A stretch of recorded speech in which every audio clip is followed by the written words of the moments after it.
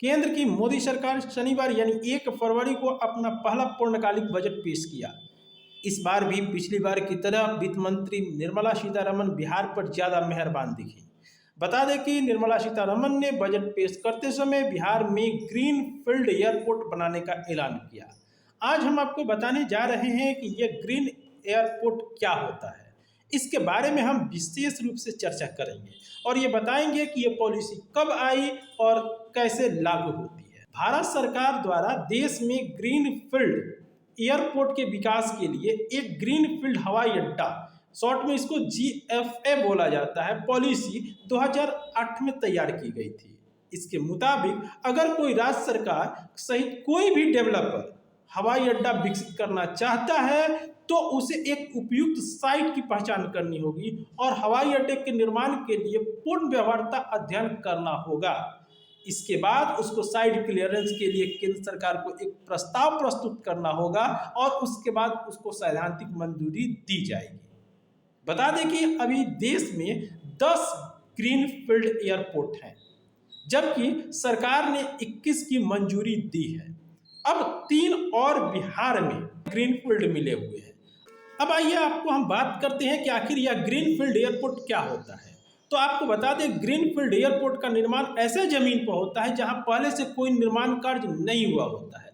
यानी सीधी सीधी इसको साधारण भाषा में आप समझ सकते हैं कि खाली या नई जमीन पर बनाए गए एयरपोर्ट को ही ग्रीन फील्ड एयरपोर्ट कहा जाता है। यह एयरपोर्ट आम एयरपोर्ट से बिल्कुल अलग होता है।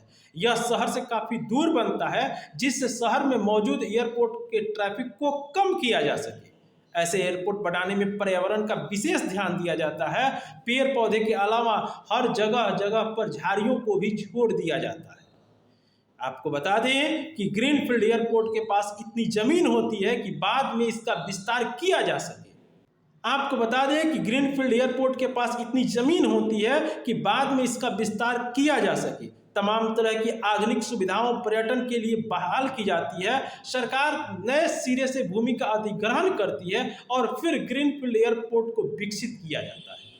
आपको जानकारी के लिए बता दें कि ग्रीन फील्ड एयरपोर्ट के निर्माण के लिए 2500 एकड़ से अधिक की भूमि की जरूरत पड़ती है, जिसमें 1800 से अधिक यात्रियों की क्षमता होती है। मुख्य रूप से शहर से यह 30 किलोमीटर की दूरी पर होता है, जिसका निर्माण करने में 1500 करोड़ रुपए का खर्च होता है।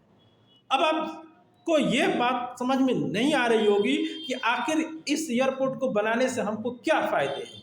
तो इस एयरपोर्ट को बनाने से हमको उद्योग में, पर्यटन में, इसमें काफ़ी ज़्यादा हमको फायदे होते हैं। इस ग्रीन फील्ड एयरपोर्ट से उद्योग का विस्तार होता है, पर्यटन का विस्तार होता है, उसको बढ़ावा मिलता है। सरकार इसी को लेकर 2008 में ये पॉलिसी लाई हुई थी।